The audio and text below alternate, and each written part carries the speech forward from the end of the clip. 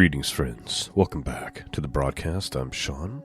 Website can be found at scriptureandprophecy.com. That's where you go to find the archives, and that's where you go to support this mission of truth. Today is day 28 of our 30-day gospel reading challenge, and we are ready for chapter 18 in the gospel according to John, which deals with the arrest of Jesus in the garden and kind of ends with Peter's 3 denials of Christ that Jesus predicted a few chapters earlier. John's account of this is much smaller than Matthew's as far as how much detail is included, but it's still full of just very interesting things to think about. And there's a lot happening in just 27 verses. So open up your hearts this morning, and let's see what the Word of God has to say to us. Let's begin chapter 18, the Gospel according to John. After Jesus had spoken these words, he went out with his disciples and crossed the Kidron Valley. He and his disciples entered the garden there. This place was known to Judas, his betrayer, because Jesus had often met there with his disciples.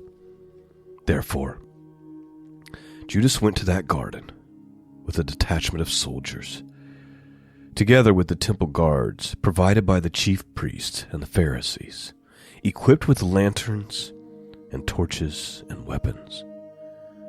Then Jesus, fully aware of everything that was going to happen to him, came forward and asked them, "Whom are you looking for?"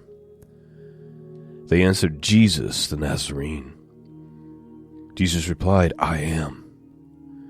Judas, who betrayed him, was standing with them. When Jesus said to them, "I am," they drew back and fell to the ground. Again he asked them, "Whom are you looking for?" And they said, "Jesus the Nazarene."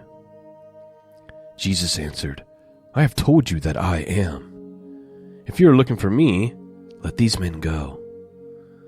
This was to fulfill the word he had spoken, "I did not lose any of those you gave me." Then Simon Peter, who had a sword, drew it and struck the high priest's servant, slicing off his right ear. The servant's name was Malchus. Jesus said to Peter, "Put your sword back into its scabbard. Am I not to drink the cup that the Father has given me?" So please note, just in 11 verses here, Judas, along with the temple soldiers, show up to arrest Jesus. And when Jesus asks them, "Who are you looking for?"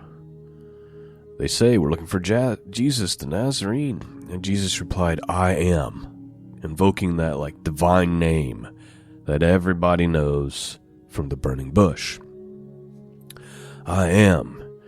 And it says that when Jesus said this, that they all drew back and fell to the ground. So you have this miraculous power, this miraculous thing taking place.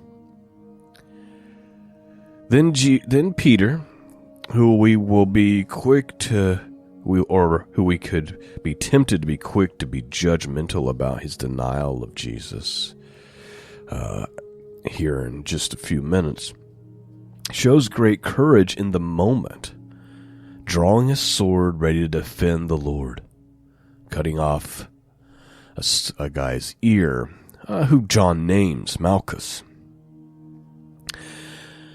Now, it doesn't say this in John's account, but Jesus heals this man's ear right here on the spot. So these people who are sent to arrest Jesus, they feel this power that causes them to be knocked over when he says, "I am."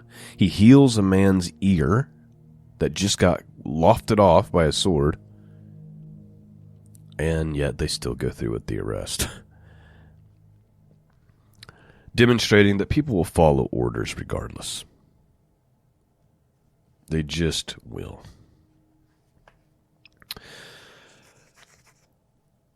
The other thing to take note of is who's in charge of everything that's happening right now.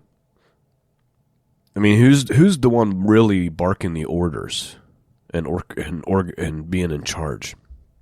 It's Jesus himself. He's the one asking, hey, who you were looking for, let the disciples go, right? Send them off. Peter, put your sword away. Here, I'll heal the guy's ear. He says, I am. Everybody falls down. Very, very interesting. I want to read this little snippet of commentary for you from the Orthodox Study Bible. It says, notice Jesus is giving commands at his own arrest, and they are being obeyed, showing he is Lord of his own passion. The obedience of Christ's captors is particularly striking in that Peter was not arrested when he attacked the high priest's servant with a sword. The command to let the disciples go their way also indicates his mercy towards them, as they were not yet strong enough to face martyrdom. God does not allow a burden beyond a person's spiritual strength. And then, of course, they quote 1 Corinthians chapter 10, verse 13, which says, there hath no temptation taking you, but such as is common to man. But God is faithful, who will not suffer you to be tempted above what you are able, but will with the temptation also make a way to escape, that you might be able to bear it. So I just thought, wow, that's an interesting thought. Jesus is even Lord over his own arrest. Very, very interesting. Okay, let's continue on. Verse 12. Then the detachment of soldiers, their commander, and the Jewish guard seized Jesus and bound him. They took him first to Annas, the father-in-law of Caiaphas, who was the high priest that year. It was Caiaphas who had advised the Jews that it was better for one man to die for the people. Simon Peter and another disciple were following Jesus. Please note, I believe this other disciple that John is referring to is John himself. That disciple was known to the high priest, so he went with Jesus into the high priest's courtyard, but Peter remained standing outside at the gate. The other disciple, who was known to the high priest, went out and spoke to the woman who was in charge of the gate, and he brought Peter inside. The woman said to Peter, "Are you not one of this man's disciples?" He replied, "I am not." Since it was cold, the servants and the guard had made a charcoal fire, and they were standing around it warming themselves. Peter was also standing there and warming himself. The high priest questioned Jesus about his disciples and about his teaching. Jesus answered, "I have spoken openly for the world to hear. I have always taught in the synagogues and in the temple, where all the Jews congregate. I have said nothing in secret. Why do you ask me? Interrogate those who heard what I said to them. They know what I said." When he had said this, one of the temple guards standing there struck Jesus with his hand, saying, "Is that any way to answer the high priest?" Jesus replied, "If I have spoken wrongly, testify to my error. But if I have spoken rightly, why did you strike me?" Then Annas sent him bound to Caiaphas the high priest. Meanwhile, as Simon Peter stood warming himself, he was asked, "Are you not one of his disciples?" He denied it and said, "I am not." Then one of the servants of the high priest, a relative of the man whose ear Peter had sliced off, asked, "Did I not see you in the garden with him?"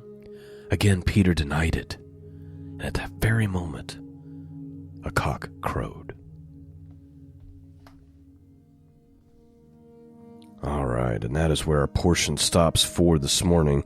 Interesting to note that John points out multiple times about the guy whose ear had gotten cut off. He lets you know what his name is, and then he lets you know that one of the servant girls who asked Peter the very last time if he was one of the disciples, it says, "Then one of the servants of the high priest, a relative of the man whose ear Peter had sliced off, asked, 'Did I not see you in the garden with him?'" No doubt that those two this relative of the man whose ear got cut off, and Malchus, the guy whose ear was sliced off and then healed, probably became part of a great testimony that was going around after the resurrection of Christ, right? Otherwise, why is John going out of his way to give us so much detail about him and a relative? It's because they would have existed during the time of Jesus' death and resurrection. They would have saw him risen from the dead. This guy has this testimony of, hey, Peter cut my ear off with a sword and Jesus healed it. Right? Very interesting. And of course, poor Peter, He's willing to unsheath a sword and die for Christ right there in the garden. Fight for him. But then when Jesus is being interrogated and the people around you start asking questions, all of a sudden he denies Christ 3 times.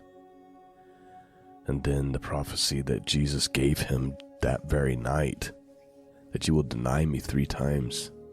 Before the cock crows, then the cock crows. No doubt this is why later on in the story, after the resurrection, when Jesus is sitting with Peter, he asks him not once, Peter, do you love me? But he asks him 3 times. No question those things are related. Hey, I pray you've been blessed this morning by our study. And I pray you've been blessed by this 30-day challenge, 28 days down. 2 more to go to finish the challenge, and I just pray that you've been blessed and you've been strengthened through all of this. And I hope that many of you out there have stuck through for all 28 days thus far. You only have 2 more to go. And I talk like it's some hard thing. And it is hard for me to get up at 5 a.m., 5:30 every morning before work and get this recorded and edited and posted every single day. But as far as just reading the Gospels every day, taking 10 minutes to open your Bible, that's actually not that hard. And hopefully this has created a habit. They say it only takes 21 days to start a habit. Well, we're long past that at this point. And so hopefully this has stirred that within you. Peace and grace be with all of you. And until next time, God bless.